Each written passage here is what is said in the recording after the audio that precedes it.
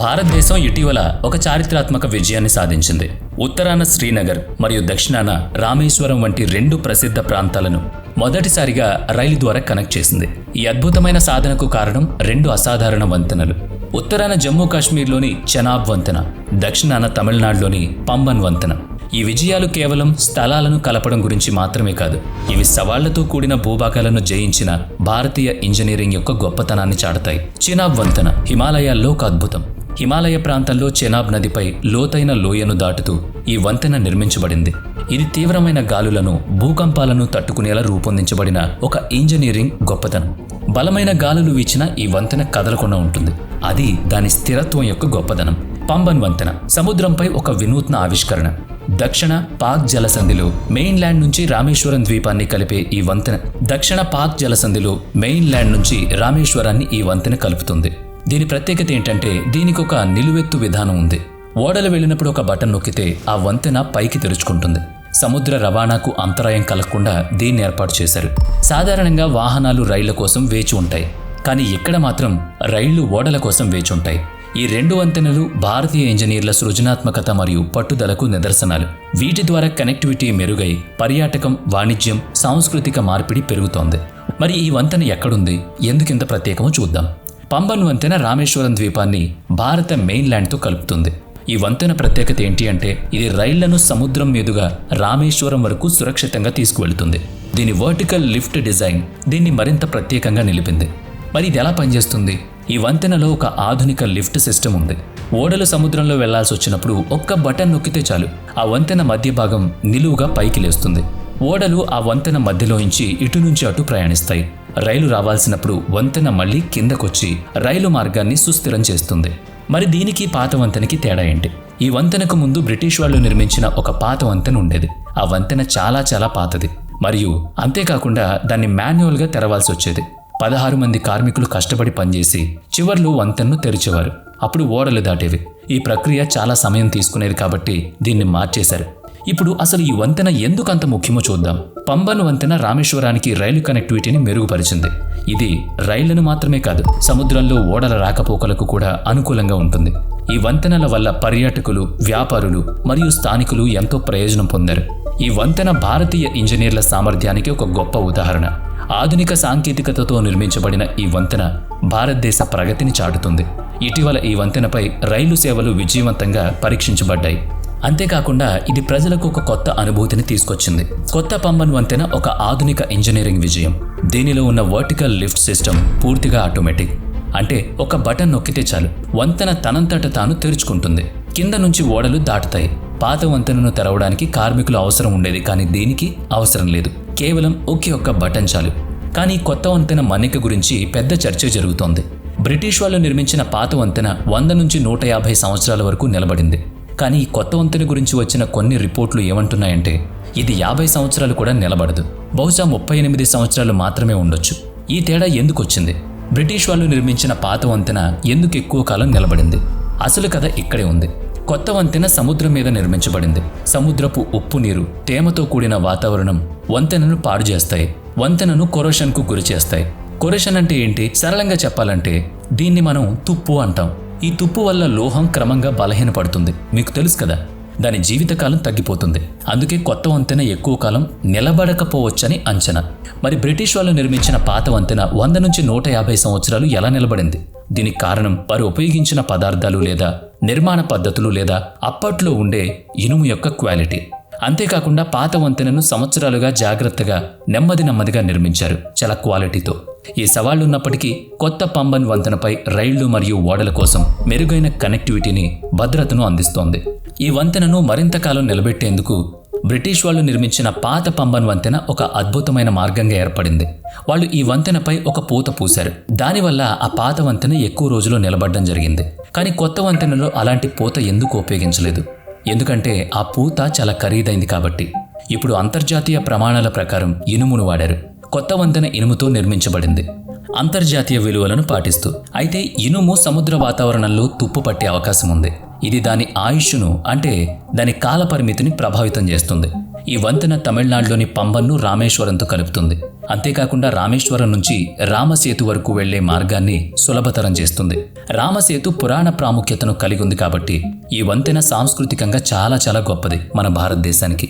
పాత పంబన్ వంతెన ఒక ప్రత్యేక సాంకేతికతతో నిర్మించబడింది. దాన్ని షర్జర్ రోలింగ్ లిఫ్ట్ టెక్నాలజీ అంటారు. ఈ సాంకేతికతలో వంతెన మధ్య భాగం పక్కకు తిరిగి ఓడలు వెళ్లడానికి దారిస్తుంది. దీన్ని వర్టికల్ లిఫ్ట్ సిస్టమ్ అని కూడా అంటారు. ఈ రెండిటి మధ్య తేడా ఏంటంటే పాత వంతెన పక్కకు తెరుచుకోబడితే కొత్త వంతెన పైకి లేస్తూ ఉంటుంది, ఈ విజువల్లో చూసినట్టు. ఇక పాత వంతెన 1911 నుంచి 1913 మధ్య నిర్మించబడింది. అప్పుడు దీని ఖర్చు కేవలం ₹1,00,000 మాత్రమే. అప్పట్లో సాంకేతికత, ముడి సరుకులు చాలా సరళంగా ఉండేవి. కానీ కొత్త వంతెన 2024లో పూర్తయింది. దీనికోసం ఏకంగా ₹534 కోట్ల ఖర్చు పెట్టారు. ఎందుకంటే ఇందులో ఆధునిక టెక్నాలజీ, బలమైన ఇనుము ఉపయోగించారు. అంతేకాకుండా ఈ వంతెనపై డబుల్ రైల్ పట్టాలు, ఎలక్ట్రిక్ ప్యానెల్స్ మరియు మెరుగైన ఎన్నో సౌకర్యాలు దీంట్లో పొందుపరచబడ్డాయి. ఈ కొత్త వంతెన 2.05 కిలోమీటర్ల పొడవు ఉంది. దీంట్లో 100 స్పాన్లున్నాయి. ప్రతి స్పాన్ 18.3 మీటర్ల పొడవు ఉంటుంది. స్పాన్ అంటే ఏంటి? అది వంతెనలో 2 స్తంభాల మధ్య ఉండే భాగం. ఈ వంతెనను rail Vikas Nigam limited design చేసింది. రైల్వే మంత్రి అశ్విని వైష్ణవ్ ఈ వంతెనపై రైలు నడుస్తున్న వీడియోను ట్విట్టర్లో పంచుకున్నారు. సముద్రం మీద రైలు నడవడం చూసి ప్రజలు ఎంతో ఆశ్చర్యపోయారు. కొత్త పంబన్ వంతెనలో చాలా అద్భుతమైన ఫీచర్లు ఉన్నాయి. వీటిలో మొదటిది తీవ్రమైన గాలుల గురించి ఆటోమేటిక్ అలర్ట్ సిస్టమ్. గంటకు 58 కిలోమీటర్ల వేగంతో గాలులు వీస్తే ఈ వ్యవస్థ ఆటోమేటిక్గా అలర్ట్ సిగ్నల్ ఇస్తుంది. దీనివల్ల రైళ్లు స్వయంచాలకంగా ఆగిపోతాయి. ఈ సిస్టమ్ ప్రయాణికుల భద్రతకు, వాళ్ల ప్రాణాలకు రక్షణగా నిలుస్తుంది. అంతేకాకుండా అత్యవసర సమయాల్లో మాన్యువల్గా రైలు మార్గాన్ని క్లియర్ చేసే సౌలభ్యం కూడా ఉంది. గాలులు తగ్గినప్పుడు లేదా ఇతర పరిస్థితుల్లో ఈ వ్యవస్థ రైళ్లను సురక్షితంగా ముందుకు వెళ్లేలా చేస్తుంది. ఈ వంతెనలో మరో ఆకర్షణీయమైన అంశం ఏంటి అంటే దాని వర్టికల్ లిఫ్ట్ మెకానిజం. 72.5 మీటర్ల పొడవైన భాగం 90 డిగ్రీల కోణంలో నిలువుగా పైకి లేస్తుంది. ఈ లిఫ్ట్ వల్ల సముద్రంలో ఓడల రాకపోకలు సులభతరమయ్యాయి. ఓడ దాటిన తర్వాత వంతెన మళ్లీ యథావిధిగా దాని స్థానంలోకి వస్తుంది. ఇది రామేశ్వరం మరియు ఇతర ప్రాంతాల మధ్య కనెక్టివిటీని చాలా ఈజీగా మార్చేసింది. పాత వంతెనతో పోలిస్తే ఈ కొత్త వంతెన చాలా సౌకర్యవంతం. దీని శంకుస్థాపన 2019లో ప్రధానమంత్రి నరేంద్ర మోదీ ఆయన చేతుల మీదుగా జరిపారు. కానీ కోవిడ్-19 మహమ్మారి కారణంగా కొద్దిగా లేట్ అయింది. పంబన్ వంతెన సముద్రంపై ఉంది కాబట్టి ఇది ఉప్పు గాలి మరియు నీటికి నిరంతరం దెబ్బతింటూ ఉంటుంది. దీనివల్ల కొరోషన్ అంటే తుప్పు సంభవిస్తుంది. అందుకే తగు జాగ్రత్తలు తీసుకోవడానికి అధికారులు ప్రయత్నిస్తున్నారు. ఈ సమస్య గురించి రైల్వే సేఫ్టీ కమిషన్ 3 అంశాలను లేవనెత్తుతోంది. అవేంటంటే మొదటిది ప్రణాళిక మరియు డిజైన్లో లోపాలు. వంతెన డిజైన్ సరిగా లేనట్లు తేలింది. రెండవది RDSO పాల్గొనకపోవడం. Railway design and standard organisation RDSO నిర్మాణంలో తగినంతగా భాగం కాలేదట. ఇక మూడవది జాతీయ ప్రమాణాలను పాటించకపోవడం. అంతర్జాతీయ నిబంధనలు పాటించిన భారత ప్రమాణాలు పట్టించుకోలేదు. ఒక ఇంటిని కట్టేటప్పుడు ప్లాన్ తప్పుగా ఉంటే లేదా నిపుణులు పాల్గొనకపోతే ఎలా ఉంటుందో ఊహించండి. అలాగే వంతెన విషయంలో కూడా ఈ లోపాలు సీరియస్గా మారాయి. ఈ ఆందోళనలను పరిశీలించడానికి 2024లో 5 సభ్యులతో ఒక ప్యానెల్ ఏర్పాటు చేశారు. వాళ్ళు వంతెన భద్రతను తనిఖీ చేసి కొన్ని లోపాలను గుర్తించారు. దీని తర్వాత ప్రభుత్వం సాంకేతిక నిపుణులతో మరో కమిటీని ఏర్పాటు చేసింది. ఈ కమిటీలో వంతెన నిర్మాణ నిపుణులున్నారు మరియు వాళ్ళు కూడా ప్రాజెక్టులో లోపాలను బయటపెట్టారు. 1964లో ఒక భయంకరమైన తుఫాను పంబన్ వంతెన ప్రాంతాన్ని తాకింది. ఆ సమయంలో ఒక రైలు ఈ వంతెనపై ప్రయాణిస్తుంది. తుఫాను బలమైన గాలులు మరియు సముద్ర అలలతో రైలు సముద్రంలోకి కొట్టుకుపోయింది. అధికారిక లెక్కల ప్రకారం టికెట్ ఉన్న 110 మంది ప్రయాణికులు మరణించారు. కానీ చాలా మంది టికెట్ లేకుండా ప్రయాణిస్తారని, మొత్తం 1000 నుంచి 2000 మంది వరకు మరణించుండొచ్చని అంచనా. ఈ ప్రమాదంలో రైలు బోగీలు సముద్రంలో మునిగిపోయాయి.